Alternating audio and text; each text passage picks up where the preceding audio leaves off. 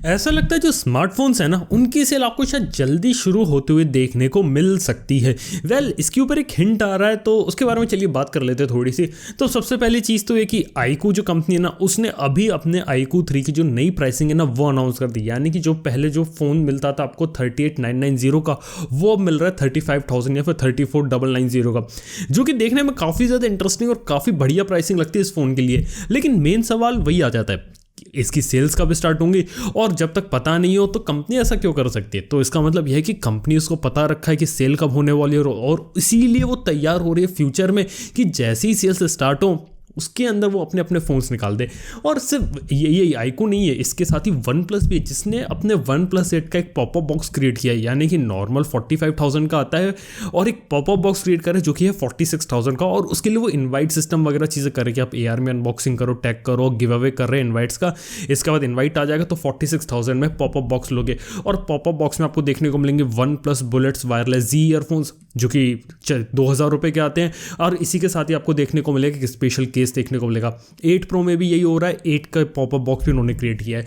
लेकिन कंपनीज ऐसा तब तक नहीं कर सकती जब तक उन्हें एग्जैक्टली पता नहीं हो कि फ़ोन लॉन्च होने वाला है या नहीं होने वाला है, और ये देख के लगता है कि आपको होते हुए देखने को मिल सकता है। यहाँ तक कि कुछ ऐसी खबरें भी सुनने को मिली है मेरे को कि आने वाले 15 से 20 दिन में आपको दूसरे स्मार्टफोन लॉन्चेस देखने को मिल सकते हैं, और मोस्ट प्रोबेबली ये चीज़ मई में हो सकती है।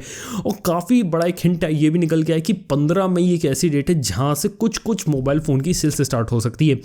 इवन जो क्रोमा है उनकी वेबसाइट पर भी लिखा है कि 15 मई के बाद डिलीवरी स्टार्ट होंगी। लेकिन हम सबको पता है कि 3 मई के दिन जो है वो सेकंड लॉकडाउन खत्म होने वाला है, और हो सकता है कि जब सेकंड लॉकडाउन खत्म हो तो 15 मई के आसपास मोबाइल फ़ोन से कुछ इलेक्ट्रॉनिक्स की सेल्स स्टार्ट करी जाए। मतलब आप ऐसा समझ सकते हैं कि अभी के समय में जो वायरस का जो कर्व इंक्रीज हो रहा था ना उसे हमने थोड़ा स्टेबलाइज कर लिया है, और अब इसमें ज़्यादा इंक्रीमेंट आपको देखने को नहीं मिल रहा, काफ़ी कंट्रोल, धीरे धीरे कंट्रोल हो रही है सिचुएशन। लेकिन अगर ज़्यादा लंबे समय तक अगर ऐसी सिचुएशन कंट्रोल में रहती तो हो सकता है कि जो ई-कॉमर्स वेबसाइट है, जो दुकानें वगैरह धीरे धीरे खोली जाएं। यानी कि कुछ समय के लिए कुछ चीज़ें खोलो और इम्पैक्ट देखो कि उससे केसेस में कितना इम्पैक्ट हो रहा है। अगर उससे केसेस ज़्यादा बढ़ेंगे तो दोबारा से बंद कर देंगे। लेकिन पूरी कोशिश ये है कि धीरे धीरे कुछ चीज़ें खोली जा सके ताकि जो इकोनॉमी जो स्लो डाउन आ रहा है ना उसे रोका जा सके। अभी गवर्नमेंट की तरफ से कोई ऑफिशियल कंफर्मेशन नहीं आया है और एग्जैक्ट डेट भी हमें नहीं पता है, लेकिन अनऑफिशियल तरीके से मतलब 15 मई आप एक समझ सकते हैं कि कुछ हो सकता है, शायद से उसके बाद से आपको चीज़ें देखने को मिल सकती हैं। मैं बोल रहा हूँ मिल सकती हैं, ऐसा कोई ज़रूरी नहीं कि 15 मई के बाद भी लॉकडाउन हो जाए, और हो सकता है कि 15 मई से पहले सारी सिचुएशन जो है ना मतलब कंट्रोल में आ जाए और काफ़ी सारी चीज़ आपको मार्केट में देखने को मिलने लगे। तो मेरे कहने का मतलब ये है, यानी कि एक कंपनी ने तो लॉन्च किया लेकिन उसके पीछे पीछे दूसरी कंपनीज भी लाइन लगा के खड़ी हैं। ये काफ़ी इंटरेस्टिंग बात है। रियलमी नार्जो का नहीं हुआ तो नहीं हुआ, उनका लॉन्च इवेंट, वो कुछ अलग चीज़ प्लान कर रहे होंगे। लेकिन देख के लगता है ना कुछ कंपनीज अपने फ़ोन लॉन्च कर दी, उनकी प्राइसिंग वगैरह बता दी और ये बताया कि जैसे ही लॉकडाउन खुलेगा या फिर लॉकडाउन में जब फ़ोन बेचने की परमिशन मिलेगी तो उसके बाद आपको ये चीज़ देखने को मिलेगी। तो ये भी काफ़ी एक इंटरेस्टिंग चीज़ है, मतलब कि कंपनीज को शायद पता है कि आने वाले समय में चीज़ जल्दी खुल सकती है और जल्दी आपको मोबाइल फ़ोन्स की दुनिया में मतलब नए नए फ़ोन्स और पुराने फ़ोन्स के ऊपर नए नए डिस्काउंट, नए नए ऑफर्स देखने को मिल सकते हैं। और मैं ऐसा नहीं कर रहा कि एक कंपनी ऐसा और करने वाली है, मतलब कि OnePlus iQOO तो कर ही चुके हैं, इसके अलावा दूसरी जो कंपनीज है जिनके लॉन्चेस अटके पड़े थे ना वो भी आपको देखने को मिल सकते हैं। कोई ऑफिशियल कंफर्मेशन नहीं है लेकिन ये चीज़ हो सकती है। अब देखना है कि बात कितनी सच होती है। मतलब देखने वाली बात हो कि स्मार्टफोन्स और जो इलेक्ट्रॉनिक्स आइटम की जो सेल है वो कब से बिगिन होती है। मतलब आप लोग क्या लगता है कि 3 मई के बाद जब लॉकडाउन 2 खत्म होगा उसके बाद हम जो सेल्स होती है इन सबको देख पाएंगे, या फिर 3 मई के बाद आप लोगों को क्या लगता है क्या लॉकडाउन बढ़ सकता है कि हम 3rd लॉकडाउन के ऊपर मूव कर सकते हैं?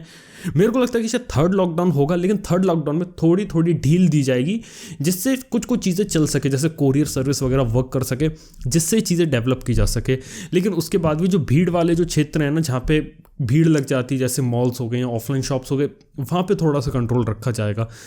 देखते हैं आगे क्या रहता है। बाकी काफ़ी इंटरेस्टिंग प्लानिंग तो लग रही है आने वाले समय में। इसके साथ ही बात कर तो iPhone SE 2020 है ना, उसके अंदर मतलब ये पकड़ा गया कि उसका जो बेंचमार्किंग स्कोर है वो आईफोन 11 से कम है, यानी कि उस पर AnTuTu Geekbench रन किया गया और उससे पता चला कि इसके अंदर जो एप्पल का आईफोन एसी का जो बेंचमार्क स्कोर है वो थोड़ा सा कम आता है एज़ कम्पेयर टू आईफोन 11।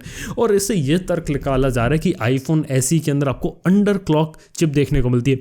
अभी भी एप्पल की तरफ से कोई कंफर्मेशन नहीं आया, ये कोई सॉफ्टवेयर इशू भी हो सकता है, सॉफ्टवेयर के कारण भी हो सकता है, या फिर थर्मल थ्रॉटलिंग के कारण कर रहे हो कि काफ़ी सारे जो कंपोनेंट्स है वो आईफोन एसी में बहुत बहुत पास लगे हुए हैं और इसलिए ऐसा कर रहे हो कि मतलब कि जो हाई परफॉर्मेंस में मतलब पूरी जो चिप है ना वो हाई स्पीड और हाई परफॉर्मेंस को सपोर्ट करती है, लेकिन जो इंटरनल आर्किटेक्चर कुछ ऐसा है कि ज़्यादा हीट डिसिपेट होने की जगह नहीं है, इसलिए जो ज़्यादा हीट जब हो जाती है ना तो वो थोड़ा सा अपने आप को स्लो डाउन कर लेते हैं। आप इस तरीके से समझ सकते हैं। तो अभी ऑफिशियली जो एप्पल की तरफ से जो कन्फर्मेशन है ना वो कुछ अभी आया नहीं है, लेकिन मेरे को लगता है कुछ इसी टाइप की चीज़ होगी, क्योंकि एप्पल ऐसी कंपनी नहीं है कि वो अंडर क्लॉक करके दे। अगर वो अंडर क्लॉक करते ना तो चिप का नाम कुछ और करते या फिर ढंग से बताते।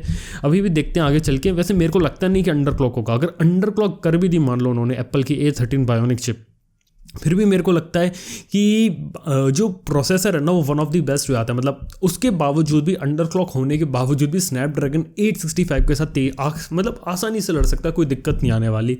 तो ये बात हो जाती है। वैसे देख के काफ़ी इंटरेस्टिंग लगा कि बेंचमार्किंग स्कोर थोड़ा कम आ रहा है। वैसे सिमिलर आता है तो लोग कहते हैं बढ़िया है, लेकिन एक हल्की सी रिपोर्ट सामने आई है जिससे देख के लग रहा है कि थोड़ा सा अंडर क्लॉक तो कर ही दिया एप्पल ने। बाकी देखते हैं कि आगे चल के इसकी सच्चाई पीछे की क्या रहती है। और इसके बाद फाइनल बात करते हैं इंडिया के TWS यानी कि ट्रू वायरलेस जो ईयरफोन्स होते हैं ना उनकी, यानी कि मार्केट में कौन सी कंपनी के जो ट्रू वायरलेस ईयरफोन्स है सबसे ज़्यादा बिकते हैं। तो इस लिस्ट में शॉकिंगली जो सबसे पहली कंपनी जो निकल कर आई ना वो है एप्पल। एप्पल का जो AirPods one of the highest selling Bluetooth earphone है जो इंडिया में बिका है। एयरपॉड्स प्रो की सेल्स काफ़ी बढ़िया तरीके से हो रही है। इसके बाद जो अगले नंबर पर जो कंपनी आ रही है ना वो नॉइस आ रही है। मतलब मैं हैरान हो गया, मेरे को लगा नहीं था कि जो नॉइस के जो शॉट वगैरह आते हैं जो वायरलेस ब्लूटूथ ईयरफोन्स उतने ज़्यादा बिकते हैं। उसके बाद JBL का नंबर आता है, सैमसंग का नंबर आ रहा है थर्ड पे और फोर्थ नंबर पे आप लोगों को पता है कौन सी कंपनी है, वो है रियलमी। यानी कि रियलमी बर्ड्स एयर, उन्होंने अपना एक ईयरफोन निकाला, उससे वो काफ़ी ज़्यादा मार्केट शेयर गेन कर दिया। और टॉप 5 बेस्ट सेलिंग वियरेबल्स के बारे में बात करें ट्रू वायरलेस ईयरफोन्स में तो सबसे पहला एयरपॉड्स है, फिर रियलमी का बड्स एयर आता है, फिर सरप्राइजिंगली पीट्रॉन का बेस बड्स आता है, फिर नॉइस का शॉट X1 एयर आता है, फिर नॉइस का शॉट X5 आता है। काफ़ी इंटरेस्टिंग चीज़ लग रही है। ये देख के लगता है कि इंडिया में जो है ना वो ट्रू वायरलेस का मार्केट, और इंडिया में सरप्राइजिंगली एप्पल जो 10-12 हज़ार का इतना महंगा ईयरफोन बनाती है उसने कैप्चर कर रखा है। और ये देख के लग रहा है कि पोको भी इस रेस में आने वाली है। मेरे को लगता है कि अगर पोको आएगी ना तो वो रियलमी के साथ लड़ेगी, और क्या पता एप्पल को भी काफ़ी तगड़ा कॉम्पिटिशन दे, क्योंकि जो एप्पल है ना उसने थोड़े प्रीमियम और जो महंगे जो मार्केट होता है ना ट्रू वायरलेस वाला उसको पकड़ रखा है। और इन्हें मालूम है कि 10,000 से कम में कोई भी अगर एक अच्छा ट्रू वायरलेस ईयरफोन अगर आता है तो वो डेफिनेटली बिकता है। लेकिन मैं आप लोगों को बता चुका हूँ जो ट्रू वायरलेस ईयरफोन्स होते हैं देखने में फैंसी होते हैं, लेकिन इनके साथ काफ़ी सारी फंडामेंटल प्रॉब्लम जुड़ी हैं, जैसे कि एक गिर जाए खो जाए, दूसरे का क्या मतलब कुछ इस टाइप की चीज़ें भी हैं। ऊपर से ऑडियो लेटेंसी के बारे में, मतलब वायर्ड ईयरफोन से कंपेयर करूँ ना तो जो ब्लूटूथ ईयरफोन्स होता है ना उसके अंदर जो ऑडियो लैग होता है ना वो आपको ज़्यादा ही देखने को मिलेगा। इवन जो ऑडियो की क्वालिटी होती है ना वो वायर में आपको कंपैरेटिवली ज़्यादा अच्छी देखने को मिलती है। तो ये कुछ चीज़ें audio quality, latency lag, charging issues, battery issues, धीरे धीरे ब्लूटूथ ईयरफोन्स में इन सब चीज़ों को फिक्स करना, उसके बाद ही चीज़ परफेक्ट हो पाएगी। लेकिन फ़िलहाल के लिए मार्केट में मेरे को लग रहा है कि ब्लूटूथ ईयरफोन्स की जगह है, और आने वाले समय में और भी काफ़ी सारी कंपनीज आएंगी जो अपने ब्लूटूथ ईयरफोन्स निकालेंगी ट्रू वायरलेस वाले। एक हमने सुना था कि OnePlus लेके आने वाली, लेकिन वो अभी रिलीज़ नहीं हो सकता है वो बाद में रिलीज़ हो तो वो देखने को मिले, क्योंकि अभी हमें नेक बैंड वाला दोबारा से देखने को मिल गया है। इसके बाद पोको के बारे में कन्फर्म है, इसके बाद हो सकता है Xiaomi अपना पीछे ले, रेडमी का आ जाए, इवन ओप्पो, वीवो के भी हम देख चुके हैं। मतलब चाइना में और दूसरी कंट्रीज में मिलते हैं, पर इनकी एंट्री भी इंडिया में हो सकती है। और अगर इन सब की प्राइसिंग अगर सही हो गई ना तो मेरे को लगता है कि जो जंग अभी स्मार्टफोन स्पेस में चल रही है ना धीरे धीरे शिफ्ट हो जाएगी आपका ये जो वेयरेबल और जो ट्रू वायरलेस ईयरफोन वाला मार्केट होता है ना उसके ऊपर। बाकी देखते हैं आगे की पूरी कहानी क्या रहती है। वैसे मैं काफ़ी ज़्यादा सरप्राइज हूँ कि इंडिया का जो बेस्ट ट्रू वायरलेस ईयरफोन्स है ना वो एयरपॉड्स है। 10,000 का ईयरफोन, पता नहीं यार कितने लोग खरीदते होंगे इसको, मतलब काफ़ी ज़्यादा। मेरे को लग रहा है कि जो आदमी आईफोन खरीद रहे हैं ना वो इसे खरीद रहा होगा, और इसी कारण से आ गया, क्योंकि ज़्यादातर जो लोग हैं ना वो इतना महंगा एयरपॉड्स खरीदते नहीं है।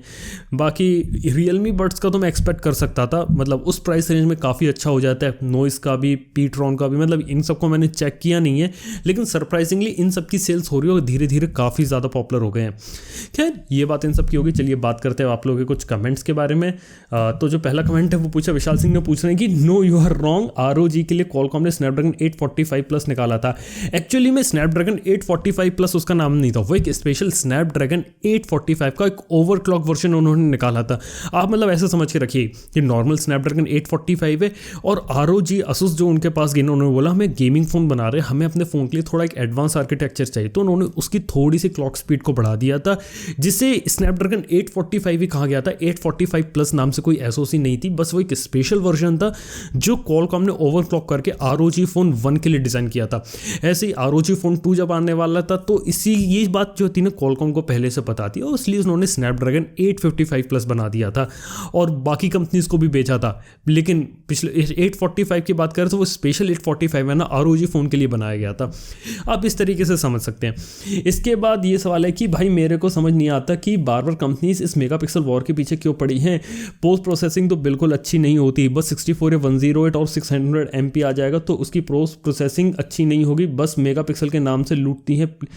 तो बात बिल्कुल आपकी सही है। एक्चुअली में क्या है कि पोस्ट प्रोसेसिंग के नाम पर फ़ोन बेचा नहीं जा सकता, लेकिन ज़्यादा मेगापिक्सल का नाम बता के फ़ोन बेचा जा सकता है। यानी कि अगर फ़ोन में ज़्यादा मेगापिक्सल है 48, 64, 108, ऑब्वियसली लोगों को लगे कि इसकी इमेज क्वालिटी अच्छी होगी। जिस फ़ोन में ज़्यादा कैमरा है तो बोलो ना ट्रिपल कैमरा, क्वाड कैमरा, पेंटा कैमरा, उसके नाम पे फ़ोन भेजो। तो नंबर्स का जो गेम है ना वो चल रहा है। और सीधी बात है जो कंपनीज है ना वो मेगापिक्सल के ऊपर ज़्यादा इसलिए फोकस करते हैं क्योंकि फ़ोन के अंदर ज़्यादा मेगापिक्सल का इमेज सेंसर डालना कंपेरेटिवली ज़्यादा आसान है।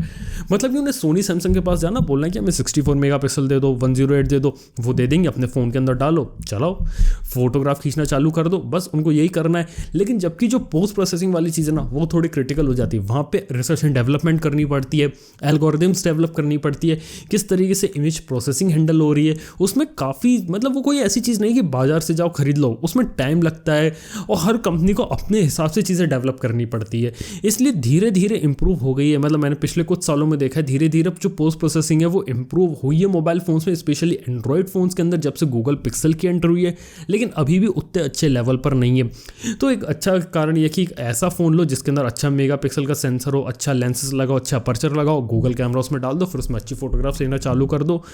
तो देखा जाए तो जो कंपनीज है ना वो सीधा नंबर गेम खेलते हैं, क्योंकि नंबर गेम से वो ज़्यादा पैसा कमा सकते हो, ज़्यादा पैसा चार्ज कर सकती है फ़ोन के लिए, की बता सकती है इस फ़ोन में आपको 108 MP पेंटा कैमरा देखने को मिल रहा है और अब 5 कैमरे और 108 मेगापिक्सल के लिए ज़्यादा पैसा निकालिए।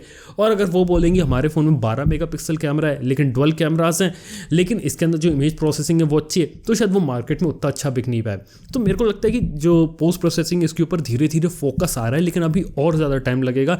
लेकिन ये जो मेगापिक्सल वॉर है ना ये रुकने नहीं वाली। आप मान के रखिए 108 आ गया, इसके बाद बारी आएगी 150 मेगापिक्सल की, और 150 के बाद नंबर आएगा शायद 300, 400, 600 तक आपको देखने को मिल जाएगी 2 सालों में। और आने वाले 2022 तक मैं बात कर रहा हूँ, 2022 तक मेरे को लगता है कि 1000 मेगापिक्सल वाला जो फ़ोन है ना वो आपको देखने को मिलेगा। खैर ये मेरी प्रेडिक्शन है। वैसे अगर आप लोग का भी ऐसी कोई कमेंट है तो प्लीज़ नीचे कमेंट सेक्शन खोला, वहाँ पे पूछ सकते हैं। अगर वीडियो पसंद आए तो लाइक कर लेना, चैनल को सब्सक्राइब कर लेना। थैंक यू आपको वीडियो देखने के लिए। मैं आपसे मिलता हूँ नेक्स्ट वीडियो के अंदर। Good bye.